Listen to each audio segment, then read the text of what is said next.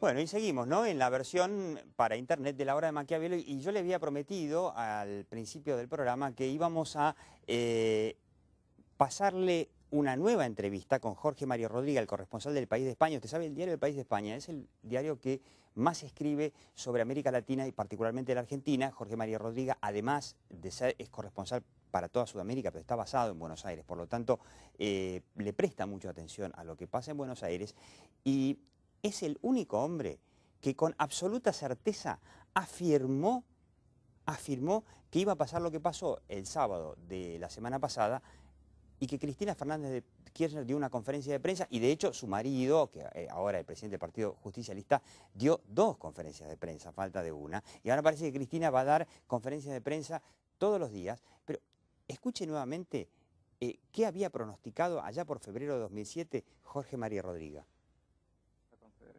Hay un dicho, hay un adagio árabe que dice que me puedo sentar tranquilamente en la puerta de mi casa a esperar ver pasar el cadáver de mi enemigo. Y en ese sentido, una de las cosas en las que la gente piensa que el periodismo es mucha acción, pero también es mucha paciencia y hay que esperar. Este gobierno concederá entrevistas. Escuchó, esto está grabado. Este gobierno concederá entrevistas. Pero no solo a la prensa internacional, sino a la prensa extranjera. Y este presidente contestará preguntas en ruedas de prensa. Usted lo escuchó, ¿no? Nuevamente había que volver a escucharlo porque hizo el pronóstico preciso y fuimos a entrevistarlo nuevamente, a preguntarle, por ejemplo, cómo llegó a esa conclusión tan certera y la experiencia de este corresponsal que estuvo en la guerra de Irak, que estuvo en el Medio Oriente. La verdad, interesantísima, no se la pierda.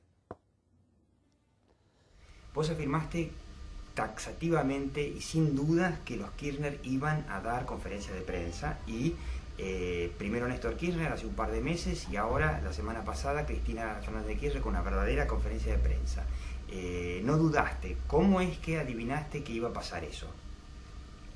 El gobierno de turno se siente fuerte, considera que puede en alguna medida minimizar el papel de los medios de información.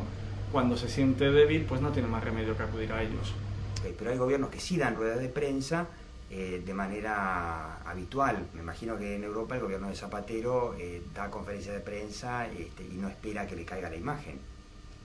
Citas a Zapatero, se ha dado un fenómeno curioso. Es efectivamente la falsa rueda de prensa, que allí le llaman la declaración. Aparece el gobernante, Zapatero lo ha hecho, y lee un texto o emite una declaración y no admite preguntas. Contra esto ha habido numerosas protestas, porque no deja de ser un ejercicio de un poco más suave, pero la dialéctica del atril de la que hablaba Morales Solá. ¿Y cómo la viste a Cristina en su primera conferencia de prensa?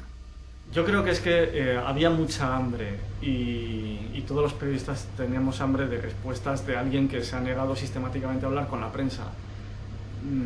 Lo que falta es un poco de grasa en el mecanismo, en el engranaje, y que de esta manera se vaya teniendo una cierta práctica que irá en una dirección u otra dependiendo bueno, pues eso lo da un poquito el uso, ¿no? En cada país funciona de una manera diferente, pero en general yo creo que los compañeros, como todos los periodistas, lo que tenían era hambre de preguntas, hambre de respuestas, y por eso pudo parecer a veces un poco disperso, porque se preguntaba sobre temas muy diferentes. ¿Y no te parece que tus colegas podrían haber repreguntado un poco más? En primer lugar, la repregunta no es algo propio de una rueda de prensa. La repregunta es propio de una entrevista, en todo caso. No existen ruedas de prensa con repregunta, salvo casos muy puntuales o alguna contestación muy matizada. Efectivamente, podían haberse dado cierta continuidad. Pero insisto, yo creo que lo que había era mucha hambre de respuestas sobre muchos temas diferentes. Esa cierta continuidad puede comenzar a darse en el momento en que las ruedas de prensa sean algo habitual.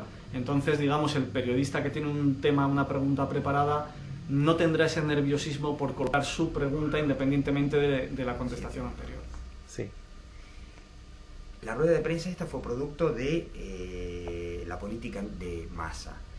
Como corresponsal extranjero, ¿notaste ya algún cambio en la relación de un gobierno que normalmente no los atiende o que, según se quejan, no les da ni acceso a la información?